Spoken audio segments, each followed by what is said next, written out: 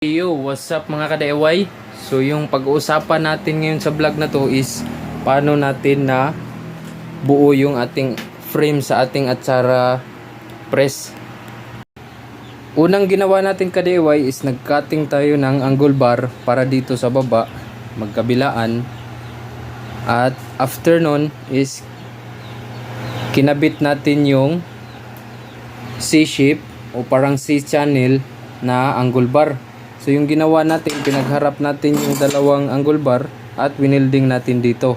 At yun yung kinabit natin magkabilaan. So yung parang apat to na angle bar magkabilaan, dalawa rin. At yung pangalawa natin kinabit is itong support dito sa gilid, magkabilaan din. At after kong ma-welding to is kinabit na natin yung post dito, yung dalawa na to. At winilding natin. After nung ma-set up natin to is nilagay naman natin yung support na to, itong apat na to, para sa ating post.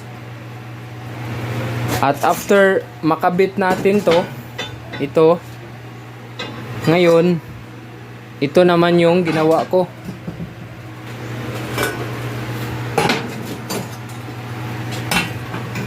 Dito sa taas, yan, ganyan yung forma nya, no? Tapos bali ganyan siya.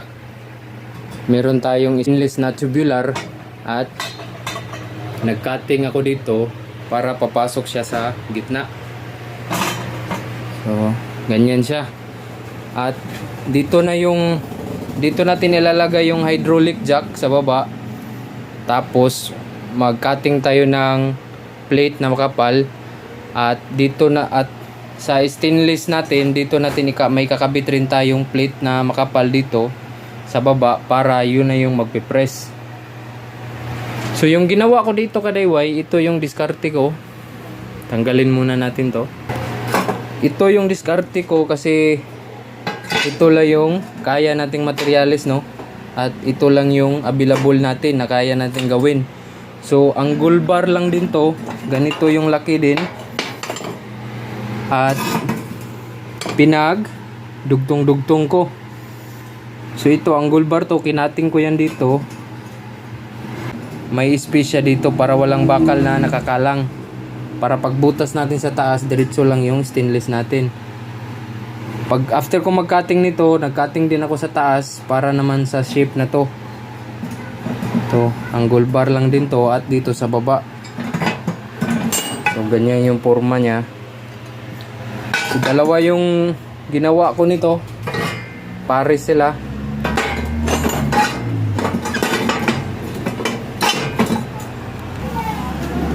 So ganito yung forma nya. Ngayon, kung matanong nyo ano yung gagawin natin dito, is nag-iisip pa ako kung anong gagawin dito. Baka yung gagawin ko is maglagay ako ng flat bar sa ilalim, tapos mag-welding na lang ako dito sa taas. Tsaka dito rin sa baba. Yan yung diyan.